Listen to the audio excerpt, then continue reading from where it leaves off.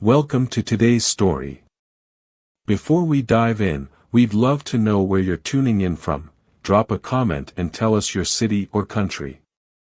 And if you enjoy stories like this, don't forget to hit that subscribe button so you can stay updated on all the amazing content coming your way. Now, let's get into the story that's about to unfold. Sometimes, life has a funny way of handing us a chance we never expected. And in this story, we'll see how a small, seemingly insignificant gift can change everything. So sit back, relax, and enjoy the journey of Thomas Hill and the incredible lottery ticket gift. The sun was just starting to set over the city of Atlanta, casting a soft orange glow over the busy streets. The buildings in the heart of downtown reflected the light like giant mirrors, making everything seem a little more polished, a little more perfect. But beneath all the gleaming glass and shiny surfaces, the lives of many people were not so perfect. They worked hard every day just to make ends meet. One of those people was Thomas Hill. He was a janitor at one of the most prestigious office buildings in the city. Thomas wasn't a man who cared much for fame or fortune. He had no grand dreams of becoming a millionaire or even owning a fancy car. His life was simple. His job was simple. Sweep the floors, empty the trash, clean the bathrooms, and leave. That was his routine, day in and day out. But sometimes, when the evening light began to fade, and the streets outside quieted down, Thomas would look at the city around him and wonder. He wondered about the people who walked by him every day, people in sharp suits, carrying briefcases, driving expensive cars. They seemed so different from him. It wasn't jealousy, not exactly. It was more like curiosity. He wondered what it would be like to live their lives. To never worry about bills. To always have the newest gadgets, the nicest clothes, and the best food. Thomas didn't dream of being one of them, but he did wonder how it must feel. It was on one such evening, after a long day of mopping floors and scrubbing windows, that he encountered the man who would change his life, David Marshall. David was a tall man in his mid-40s, with salt and pepper hair, a crisp blue suit, and a briefcase in hand. He looked like the kind of man who had everything. But Thomas knew better. He had seen David around the building many times. He was always rushing to meetings, always on the phone, always working. He didn't seem to enjoy his wealth. In fact, Thomas often thought that David seemed like a man who was chasing something he couldn't quite catch. David and Thomas had exchanged pleasantries a few times in the past, but they had never really spoken. Thomas didn't think much of it. David was a rich man with important things to do. But this evening, something was different. The building was mostly empty, and as Thomas was cleaning the lobby, David walked in, looking a bit worn out. "Evening, Mr. Marshall," Thomas said as he mopped the floor near the front door. David nodded, giving a tired smile. "Evening, Thomas. How's the day been?" "Busy as usual," Thomas replied. "But it's a good job. Can't complain." David chuckled softly. "I suppose there's something to be said for a steady job, huh?" Thomas shrugged. "It pays the bills. I get by." There was a moment of silence. David stared out the glass doors at the city outside, his mind clearly somewhere far away. "You ever think about, winning big?" David asked suddenly. Thomas blinked in surprise. He wasn't sure what David meant at first. Winning big? Like the lottery? David nodded. "Yeah. I've always wondered what it would be like. To not worry about money for once. To just have it all." Thomas let out a small laugh. "I don't know about all that. I'm happy with what I've got. I don't need much. David turned to him, raising an eyebrow. I envy that, you know. Most people would trade anything for a taste of what I have. But sometimes, I wonder if it's really worth it. Thomas wasn't sure what to say. He'd never really thought about it like that before. He had always assumed that the rich had it all figured out. But now, looking at David, something in his eyes made Thomas wonder. You ever play the lottery? Thomas asked, half joking. David smirked. I buy a ticket now and then, but I never win. Never. Maybe you should try a different strategy, Thomas said with a wink. You never know, right? David looked at him, raising an eyebrow. What do you mean? Thomas shrugged, his voice light. Well, I don't have much, but I do have a lottery ticket. It's not much, just one of those scratch-offs, but maybe you need it more than I do. David laughed, clearly amused. You're serious? You want to give me your ticket? Thomas nodded. Why not? I've got enough luck to get by. Maybe you could use some of it. David shook his head, chuckling. All right, Thomas. You've got a deal. But if I win, you'll be the first to know. Thomas handed him the ticket, and David pocketed it, still smiling. Thanks, Thomas. You've got a good heart. As David walked out of the building, Thomas returned to his cleaning duties. He wasn't expecting anything to come of it. It was just a joke, a small gesture from one man to another. But little did he know, that small act would change everything. The next day, Thomas was going about his usual routine when he received a surprising phone call. It was David Marshall, and his voice sounded different, excited, almost in disbelief. Thomas, you won't believe this, David said breathlessly. That ticket you gave me. I won. I actually won. Thomas blinked, unsure if he had heard him correctly. Wait, what? David laughed, the sound of pure joy in his voice. I scratched it off this morning. I thought it was a joke, but it's real. I won over $10 million, Thomas. Thomas felt a wave of disbelief wash over him. $10 million. It was a staggering amount, far more than he could ever imagine. And the crazy part was that he had given the ticket away as a joke. Are you serious? Thomas asked, his voice barely above a whisper. Dead serious. I don't know how it happened, but it did. And you were the one who gave me the ticket. I've been thinking about it all day, and I want to do something for you. Don't worry about it, David. It was just a joke, Thomas said quickly. I didn't expect anything in return. But David was insistent. No, Thomas. This is more than just a joke. You gave me something that changed my life. I owe you something. I want to give you half of the winnings, $5 million. Thomas was stunned. His mind raced. You're serious? You want to give me half? Yes, David said firmly. You made this happen.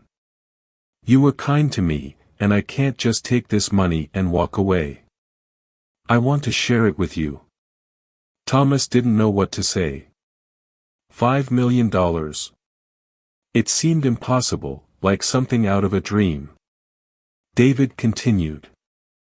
I know this is overwhelming, but just think about it. You can change your life. You can live without worry. You can have anything you want. Thomas felt a knot form in his stomach. He wasn't sure he could accept such a gift. It was too much. But at the same time, something inside him couldn't deny the temptation. What if this was his chance? What if this was the moment his life had been waiting for? I don't know what to say, David, Thomas said, his voice shaking. You don't have to say anything.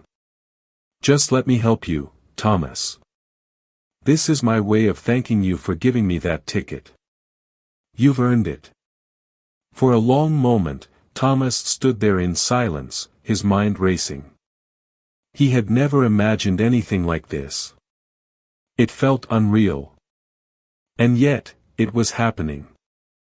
But even as the excitement bubbled inside him, there was a part of Thomas that hesitated. He had always lived simply, without needing much. He had always found happiness in the small things. And now, with the weight of $5 million in front of him, he had to decide what kind of person he wanted to be. Thomas Hill sat quietly in his small apartment, the phone still pressed to his ear. The world outside seemed so distant, so far removed from the conversation he was having with David Marshall. $5 million. It felt like an impossible number, like a sum that belonged to someone else. Someone who had worked for it, someone who had earned it. Not him. Not a janitor. David's voice still echoed in Thomas's mind. Just think about it, Thomas. You can have everything you've ever wanted. A new house. A new car. You could retire tomorrow, live without a care in the world. You deserve it. But Thomas wasn't so sure he deserved any of it. He wasn't sure what he wanted. $5 million was a lot, sure, but would it make him happy? Would it change who he was? He had spent his life living simply, finding joy in the small moments. His morning walks, the quiet evenings with a book, the satisfaction of a job well done. Would all that be enough once his life was filled with wealth? As he sat there, his hands trembling slightly, Thomas felt the weight of the decision settle heavily on his chest. There was no easy answer. David was offering him a life most people only dreamed of. A life without struggle, without worry. But was it the life he truly wanted? The next few days were a blur. Thomas went to work, did his usual tasks, and tried to keep his mind off the conversation with David. But every time he closed his eyes, the image of those $5 million filled his thoughts. It was hard to ignore. It was hard not to dream about what that kind of money could do. He could fix up his apartment, make it nice, maybe even buy a house. He could get a new car. He could travel, see the world, do things he'd only ever heard about. The possibilities were endless. But, at the same time, a part of him wondered if it would all feel empty. He had lived so long without those things, and he had been happy enough. Would having everything suddenly make him feel fulfilled? Or would it just make him feel more isolated, more alone? One evening, after work, Thomas decided to take a walk. He needed to clear his head. He walked through the quiet streets of Atlanta, passing the tall buildings and the shiny cars, but this time, he looked at them with new eyes.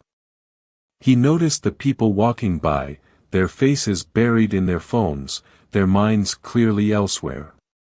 He noticed the long hours they seemed to put in, the stress in their movements. Were these people truly happy? Or were they just chasing after something they thought they needed? As he walked, he came to a small park near the city's edge. It was a quiet place, away from the hustle and bustle. A place where he could think. He sat on a bench, taking in the cool evening air, and let his mind wander. He thought about his life. It hadn't been glamorous, but it had been simple, and there was a certain peace in that. He didn't have to worry about the pressures of maintaining wealth or status. He didn't have to put on a show for anyone. What he had was real. He had good friends, a steady job, and a sense of purpose. Was that really something he wanted to throw away for the sake of money? He thought about his family, his mother, who had worked 2 jobs just to make sure he had food on the table, his father, who had always taught him the value of hard work. They had never been rich, but they had been happy. They had taught him that happiness didn't come from what you had, but from what you gave. They had taught him to be humble, to be kind, to appreciate the small things. As Thomas sat there, watching the leaves rustle in the breeze, he realized something. He didn't need $5 million to be happy. He didn't need to live a life of luxury to feel fulfilled. What mattered most to him were the people in his life, the relationships he had built, and the simple joys that came from living with integrity. His mind was made up. He didn't want the money. Not the way David was offering it. Not without understanding why he wanted it, or what it would mean for him. He didn't want to lose himself in the pursuit of things that didn't truly matter. The next day, Thomas called David back. His heart was pounding, but he knew what he had to say.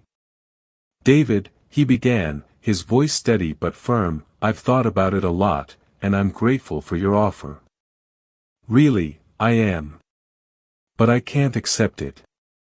I don't need $5 million to be happy. I have everything I need right now." There was a long pause on the other end of the line. Thomas could hear David breathing, as though he were trying to understand. "But Thomas, this could change your life. You could do so much with this money. You don't have to keep living like this." Thomas smiled, a small, quiet smile. "I've learned something over the years, David. You don't need money to live a good life. You don't need to have everything to be content. What you need is to be true to yourself, to know what really matters. And for me, that's never been about wealth." David was silent for a moment longer before he spoke again. "I respect that, Thomas. I really do. I don't understand it, but I respect it. Thank you, David. I hope you understand. I appreciate the gesture, but I'm fine." David chuckled softly. "You're a good man, Thomas. Maybe better than I am. I guess I've been chasing the wrong things for too long." Thomas felt a weight lift off his shoulders. He had made the right decision, the one that felt true to who he was. He didn't need to prove anything to anyone, not even to himself. He didn't need the money to feel valuable. "I'm still here for you, David," Thomas said. "I may not need the money, but if you ever need a friend, I'm just a phone call away." David's voice softened. "Thanks, Thomas. That means more than you know." The conversation ended, and Thomas hung up the phone, feeling a sense of peace he hadn't felt in days.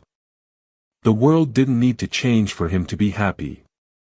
He had everything he needed right where he was, his health, his integrity, his friendships, and the simple joys of life. He didn't need millions of dollars to make his life meaningful. He had already found what truly mattered. And so, Thomas Hill went back to his janitor's job, not a millionaire, but richer in the ways that truly counted, content, humble, and at peace with the choices he had made.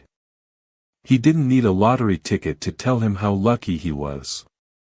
Sometimes, the greatest fortune is simply being able to live a life that feels true to yourself.